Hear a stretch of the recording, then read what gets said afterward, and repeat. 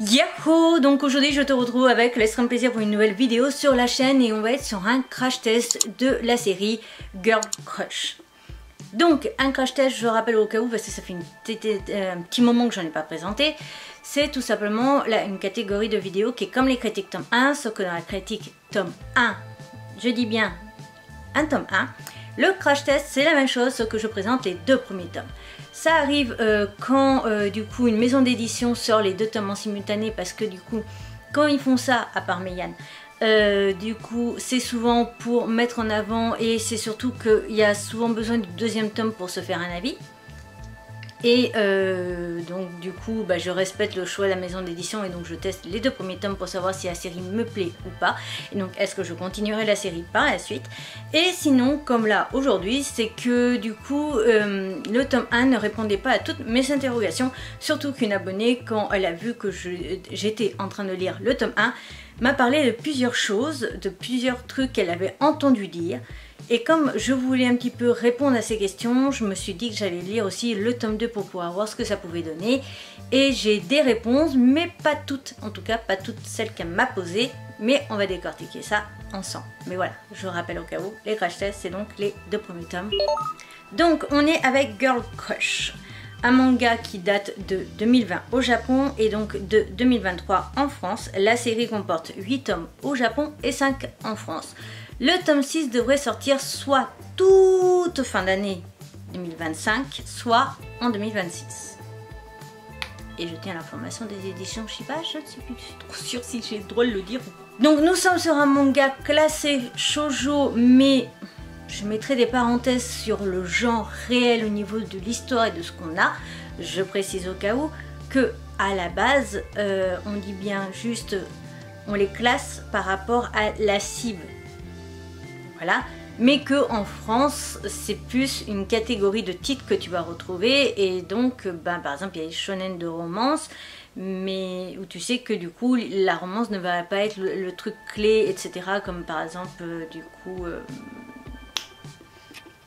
les quintuplés, voilà pour donner un exemple, alors que dans un manga qui va être vraiment pure romance ça sera plus classé comme shoujo, voilà. Donc c'est pour ça que je précise ces termes là.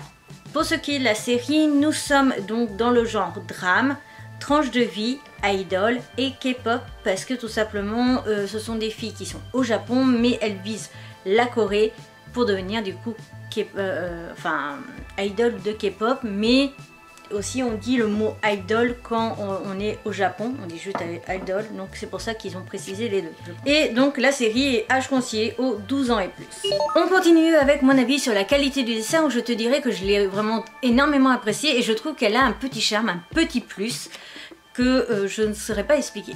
Par contre, petite précision que j'ai oublié de dire dans la première partie, mais à savoir qu'il y a un extrait de disponible du coup que l'on peut retrouver sur le site de Notizon, je te mettrai le lien dans la barre d'infos. Par contre, je tiens à préciser deux choses. 1. On arrive directement au chapitre 2. Est-ce que c'est très grave? La réponse est non, tout simplement parce que le chapitre 1 te pose plus le décor de la relation entre la jeune fille Tenka et un garçon dont elle est probablement amoureuse, que l'on retrouve du coup dans la série. D'ailleurs on va suivre principalement dans les deux premiers tomes Tenka plus une autre fille qui est Eiran, et donc on va suivre ce trio. Donc le tome 1 n'est pas le chapitre 1 n'est absolument pas important, ce n'est pas grave si tu arrives directement au chapitre 2 pour l'extrait, parce que tout simplement tu vas atterrir direct dans vraiment le vif du sujet, l'histoire en elle-même et pas les petits détails de qui est Tenka qui ne seraient pas forcément utiles pour donner envie, très clairement. Pour ce qui est donc du résumé, Tenka est une fille et la fille la plus populaire de son école. Quoi qu'elle entreprenne, le succès est toujours au rendez-vous. Sa rencontre avec Eiran et le monde de la K-pop va changer sa vie. Jalouse de la candeur d'Eiran, Tenka va apprendre grâce à elle qu'être parfaite ne suffit pas toujours à atteindre le bonheur. Donc en fait on suit les aventures d'une jeune fille du nom de Tenka. On la découvre très jeune, on comprend qu'elle a un passé qui fait que beaucoup de gens au départ la rejettent, et puis finalement elle se dit, parce qu'elle est tombée amoureuse d'un garçon de l'école, elle se dit qu'elle va essayer d'être parfaite dans tout ce qu'elle entreprend, dans tout ce qu'elle fait, dans toutes les matières, dans toutes les situations possibles. Elle chante, elle danse, elle est bonne en sport, elle est bonne à l'école et tout ça. Et elle va rencontrer du coup Heiran un jour qui va s'entraîner tout simplement, tu sais, tout en haut là, de l'escalier avant d'être dehors sur le toit de l'école. Et elle va un peu sentir de la jalousie, etc. Et en fait, après, du coup, le garçon dont elle est amoureuse, va s'intéresser un peu plus à cette fille. Et donc, c'est là que la compétition va commencer. Et elle va commencer du coup à s'intéresser à Heiran, et donc à son projet qu'a Heiran, c'est d'aller vivre en Corée pour être star de K-pop, donc K-pop idol. Et c'est ça que l'on va suivre en tout cas dans les premiers chapitres et dans les 2 premiers volumes. Donc le premier volume c'est plus leur rivalité, etc. Et dans le tome 2 on va plus voir justement la partie Corée avec le projet, le voyage, comment elles y vont, est-ce qu'elles vont réussir du coup les sortes d'examens qu'il y a pour entrer dans les agences, quelle agence elles vont faire, etc. Combien d'échecs ou de réussites elles vont faire, parce que tu peux enchaîner en fait les castings de toutes les agences possibles 2-3 jours à la suite, parce que c'est souvent quasiment même date ou autre, et donc tu peux en faire plusieurs et après tu vois qui en fait t'intéresse le plus ou pas. Donc voilà en ce qui concerne les grandes lignes.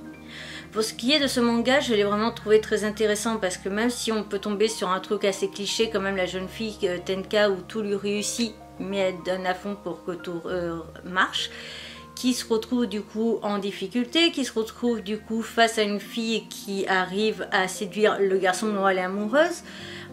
Comment elle va le prendre, comment elle va faire pour attirer l'attention toujours de l'homme qu'elle aime. Du coup Heiran, elle, on va avoir son côté un petit peu plus justement, comment ils ont dit, sa candeur, voilà, elle est un peu plus simple, sans prise de tête, etc. Et justement, on va voir comment elle, voilà, son projet, son rêve, etc. Est-ce qu'elle va y arriver, comment elle se donne, enfin, quelles sont ses solutions en fait pour y arriver. Est-ce que justement tout est facile pour elle, est-ce que justement c'est l'entraînement et l'entraînement à l'acharnement, etc. Et c'est ça que j'ai trouvé très intéressant. Ce que j'ai aussi aimé, c'était qu'on nous montrait vraiment l'envers du décor au niveau des...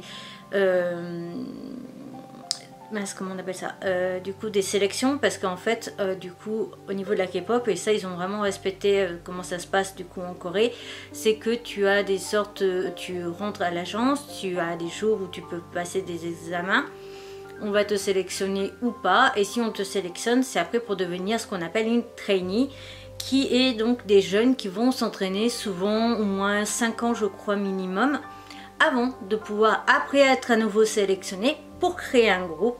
Et c'est à partir de ce moment là du coup que le groupe commence, et ce n'est pas du tout des gens qui s'apprécient qui vont faire un groupe ensemble, mais c'est bien les agences qui vont décider qui va avec qui pour faire une équipe.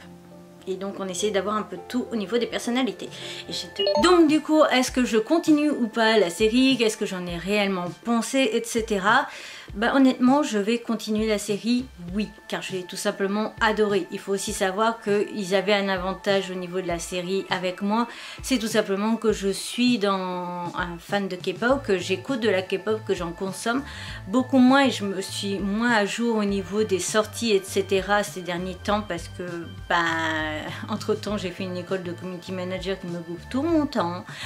Et que voilà, mais sinon en fait j'ai continué à en écouter, et j'ai commencé il y a très longtemps, parce que j'ai commencé avec les 2NE1 et les Big Bang. Voilà, je fais partie de la première génération à avoir écouté les Big Bang et pas les écouter, parce que maintenant G-Dragon est de retour, ou que T.O.P a fini dans la série Squid Game. Voilà, alors c'était pas méchant, hein, tout le monde ne pouvait pas les connaître à l'époque, etc. Certains étaient trop jeunes même pour les connaître potentiellement, ou écouter de la K-pop, mais voilà.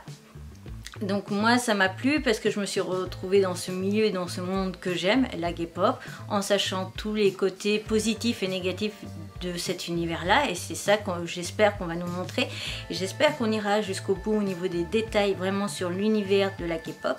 même si ça pourrait un petit peu être problématique pour les Coréens que la vérité soit révélée, parce que très clairement, en étant fan de K-pop, je connais du coup les conditions aussi de ces chanteurs, etc., de vie et de conditions de travail et autres. Et des fois, c'est pas beau à voir, hein. Le chanteur Ravi me l'a bien prouvé, parce que je dis ça parce que le chanteur Ravi du groupe Bex a tout simplement, quand ils avaient fait leur dernière chanson album, il avait partagé les horaires d'entraînement. Enfin, partager les horaires, non. Partager tout simplement le matin à quelle heure il allait promener le chien, à quelle heure il rentrait pour promener son chien. Et du coup, on comprenait aussi ses horaires d'entraînement. Et ça pique, voilà, très clairement. Bref, toujours est-il, en tout cas, j'ai adoré ce titre, j'ai très hâte de le découvrir un peu plus. Mais comme tu l'as pu le voir, déjà, donc, le tome suivant, le tome 6, si je dis pas de bêtises, sortira quasiment dans un an. Et de toute façon, même au Japon, le manga paraît très lentement. Il est sorti quand même en 2020 pour le premier tome, et on en est qu'au tome 8. Donc il y a à peine plus d'un manga par an. Je me dis que j'ai le temps pour m'y intéresser, mais en tout cas j'ai passé une excellente lecture et j'ai très hâte de savoir la suite. Cette vidéo est donc à présent terminée, j'espère de tout mon cœur qu'elle t'aura plu. Si c'est le cas, comme d'hab, je pense que tu connais la chanson, on like, on commente, on partage. Je te retrouve donc bientôt pour une nouvelle aventure. Je te mets ici vite fait la couverture du prochain titre que je te présente le mois prochain. Et donc je te retrouve très vite pour une nouvelle aventure. Donc la précédente vidéo Shiba, la playlist, ma tête de panda pour t'abonner si ce n'est toujours pas fait, les comptes Vinted et mes réseaux sociaux. Dans la barre d'infos, tu as donc le lien de l'extrait de la série, le lien les liens plutôt des éditions Shiba et le lien de la playlist. Voilà, sur ce, à bientôt!